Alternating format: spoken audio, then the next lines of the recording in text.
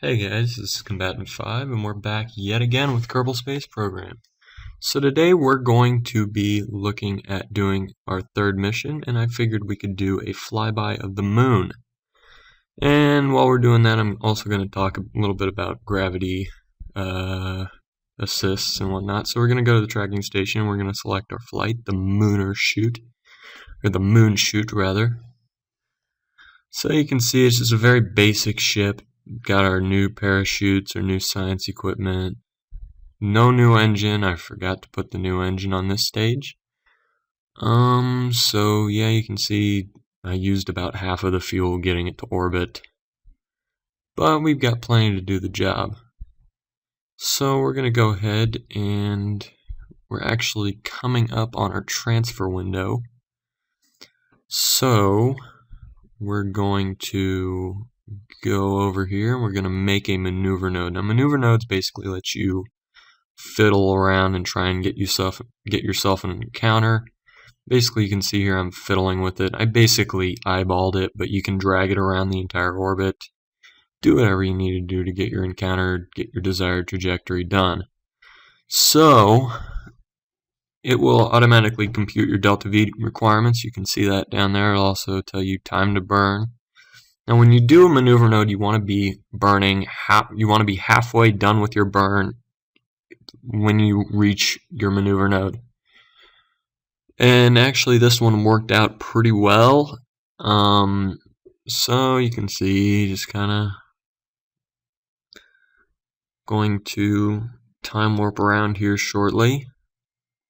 And yeah, we're going to time warp around here shortly. But anyways, so yeah, basically what we're going to do is called a Hahnemann transfer. Now this Hahnemann transfer that we're going to do is not that difficult. Basically what we're doing is we're going to move our apoaps into basically the target's orbit. So not a huge deal, other than it takes, in this case, 851 delta V, or 851 meters per second of delta V rather, to accomplish this burn. There's our burn point. And I'm going to end up overburning it. I overburned by about 1.3 meters per second. And there's the graph of the burn. So we're basically going to do that. We're going to transfer data, and this is really going to be a bad decision on my part, because what ends up happening is doing that I'm going to run out of power. So basically now we're going to be coasting without power. So you can see I messed up really badly with the burn, so we're ending up with our apoaps way higher than I had originally intended it to be.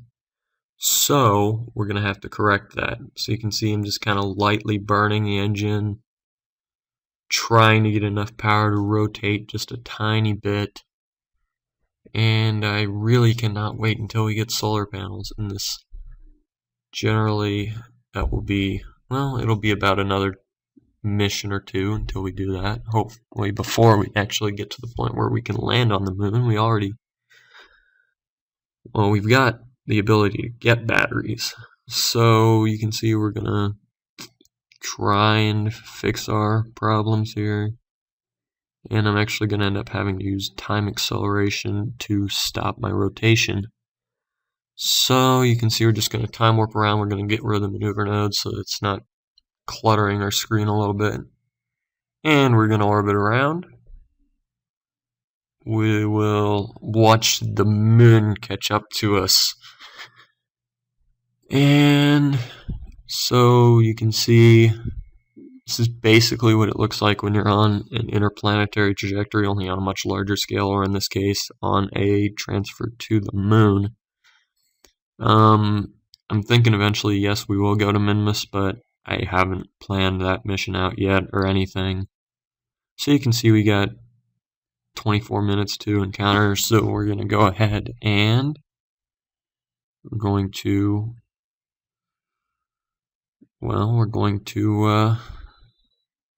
time warp to it. And you can see just right there, I showed you where the actual encounter will take place. It'll take place between the encounter point, which I pointed out to you first.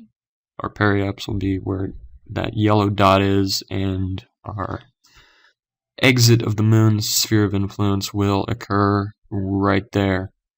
So we're going to time warp to within a few seconds, and 30, 20, 10, and we have a moon encounter. So you can see it's going to flip around, and we're actually going to go into a gravity assist. Now, what's going on here? Basically, what's going on is we're going to end up going retrograde.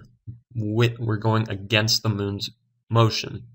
So if we burn prograde on this trajectory, it will actually be retrograde relative to our orbit around Kerbal.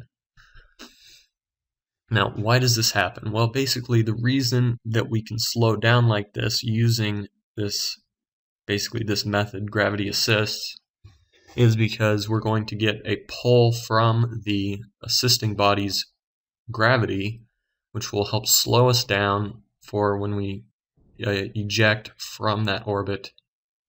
That's basically we'll end up in a much slower orbit than we had originally. So you can see we're basically just kind of cruising along.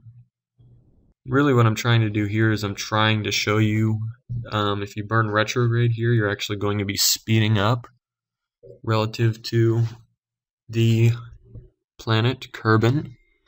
And if you were to go the other way and go prograde, you will actually slow down. You can see our periaps dropping there rapidly. So, like I said, basically the reason this works is we're going to get pulled closer towards the moon by the moon's gravity. And it's actually going to take a lot of our energy trying to get away. And so you can see we're going to go ahead. We're going to keep all the data because we have no power. And we're going to have Jeb hop out, take an EVA report, hop back in, and we'll continue on our way. And we're going to just time warp out. So you can see we've ejected from the moon's SOI somewhere around our apoapse, a little bit after our apoapse. We're actually descending. So what's going to happen now is we're going to do what's called aerobraking.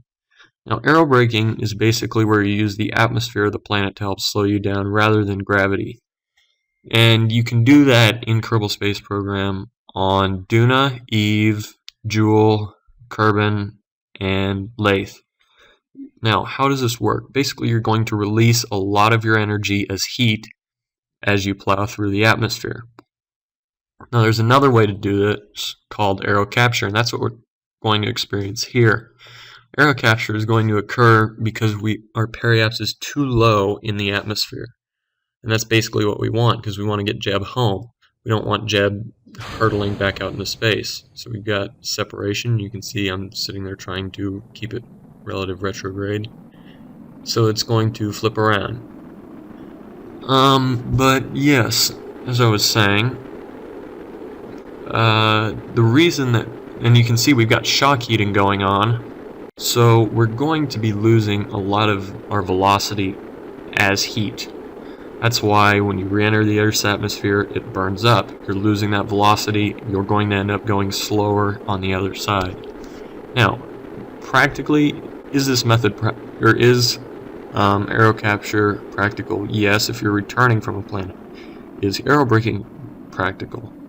Not really. Mainly because if you want to get your orbit down, you either have to be really high in the atmosphere and you have to be doing a lot of orbits to do it, or you're going to have to be shielding from the heat the entire ship.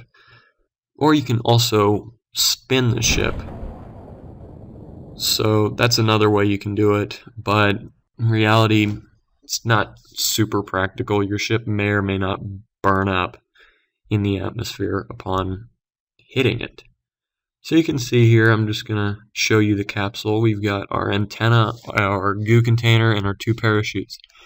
Now, why did it flip pointy end towards our prograde vector? Well, because we've got this goo can. Actually, that's going to move the center of mass. You can hear the service module splashing down in the background. So basically, that's why that's going to happen. So as we land, you can see it's relatively flat now. It was not, if you watched. It flipped goo container first. Now, reality, that would be deadly for the crew. There was actually a guy who had that happen to him. He did survive, but that was because he got lucky. That was a Russian cosmonaut, actually, I believe. But yeah, you can see we're gonna just kind of touch down here, and I tried to take another crew report, and didn't end up wanting me to. So yeah, splashdown. So we ended up making 81 science from this mission. We've got 15 from, well, basically from space up over the moon, our flyby. We've got 24 from an EVA report during our flyby. Mystery goo observation during our flyby is 30, and 12 for returning the capsule. So basically, there's our first lunar flyby. So we're going to go ahead and we're going to, well, there's basically what we unlocked while I was doing, while I did that. As I said in my last video, I didn't want to bore you guys with that. So here's what we're going to end up unlocking, simply because it's got batteries. And we don't have a whole lot of energy. However, this tech, the next tier of rocketry would be really helpful, because I really could have used that big tank and another engine. And then also that could be useful for keeping stuff from falling apart, and the tricoupler, mainly the tricoupler. I can do a lot with just the tricoupler and the FLT 800 tanks. And you can see I ended up, like I said, unlocking the science tech. There's our there's control tech. We got some B9 parts in there, but yeah, it's got a cockpit, some reaction wheels, and actually a probe body. As for MechJeb, the MechJeb case there, I don't use MechJeb much unless I'm going, well, I mainly use it for the information. However, I haven't used it since 0.22 came out. So basically, it's kind of got no purpose for me right now. I really want that tricoupler though, so I'm thinking that the next mission will be to unlock that tricoupler and hopefully get that FLT 800 tank. So that's our next objective. Maybe we'll do something else. Oh, we're able to unlock that. I'm sorry, I forgot about that. Yes, so anyways, I'm Combatant 5. Thanks for watching.